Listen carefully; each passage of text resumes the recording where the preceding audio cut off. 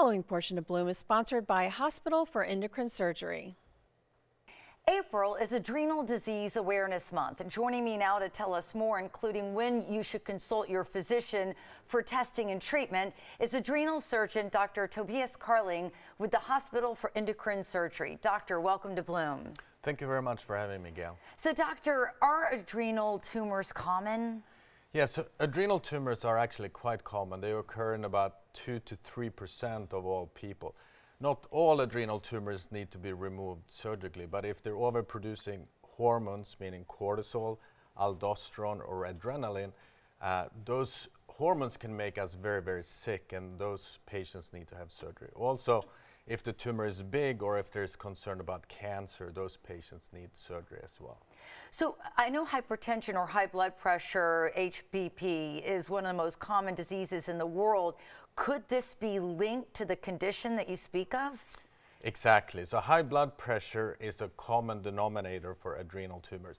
Each hormone causes the symptom, but what's common is that high blood pressure occurs in almost all patients with an adrenal tumor. So if patients have high blood pressure, they should be ruled out or ruled in for an adrenal tumor, because that's the most common curative reason why you can have high blood pressure. So especially in patients that are young, less than age 50, or if they require more than one blood pressure medication, or if they have difficult to control blood pressure, all those patients need to be checked for an adrenal tumor.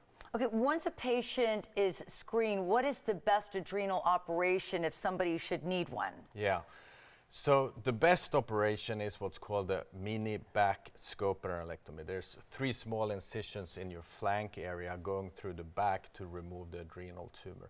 In the past, patients used to have big open operation or even laparoscopic or robotic adrenal surgery.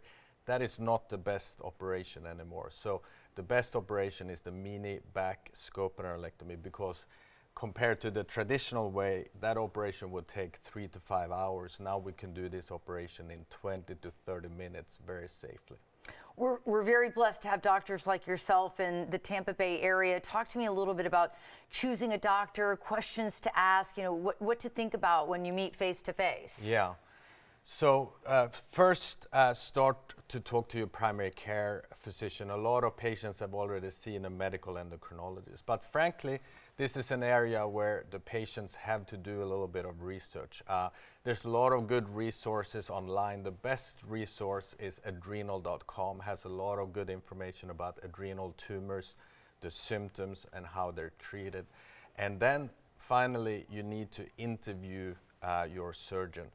Unfortunately, in the United States, the average number of adrenal operations done by adrenal surgeons is 1 per year. Trust me, this is a tricky operation. You don't want to have an operation by somebody who does it once a year. So unless your surgeon does at least 100 of these operations every year, it's unlikely they're going to have the experience and the expertise needed. And you need to go to a doctor like you to get this proper screening as well. You need a proper screening, you need a correct lab test. Often that's done by a medical endocrinologist, but once you need surgery, you need to seek out the best, most experienced surgeon you can find. Using the best surgery method, like you say, this less invasive one as well.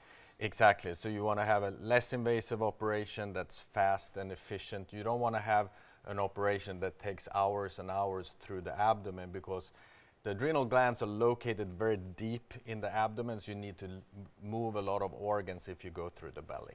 Doctor, thank you so much for being here today. We appreciate you. I appreciate it. Thank you. All right. The Hospital for Endocrine Surgery is located at 6001 Webb Road in Tampa. To learn more, go to hospitalforendocrinesurgery.com. Bloom will be right back. The preceding portion of Bloom was sponsored by Hospital for Endocrine Surgery.